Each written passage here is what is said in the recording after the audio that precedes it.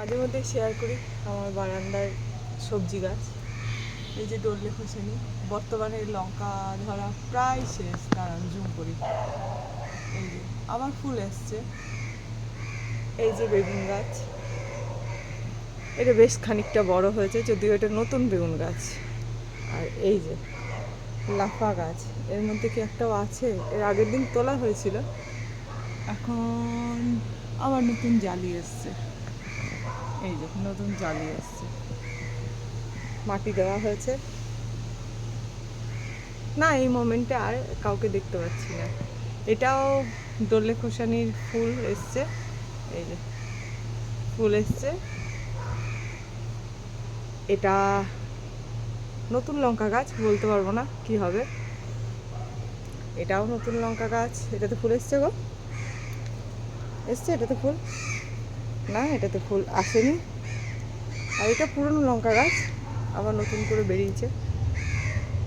তো এই টবটা ফাঁকা হয়েছে, ওখানে আরও 2-3টে টব ফাঁকা হয়েছে।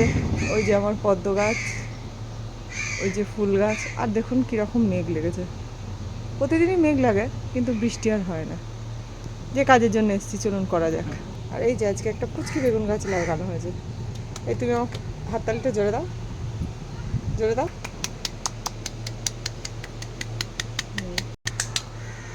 আচ্ছা, এই যে লঙ্কাগুলো তুলে ফেলো, কাটো।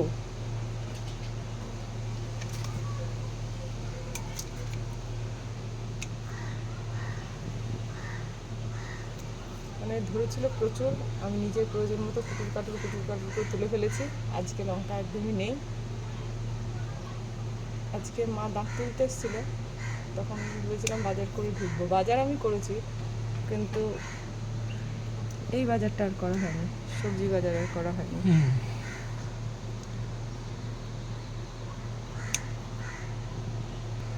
বহু কষ্ট করে বেচারা লঙ্কা তুলে চলেছে।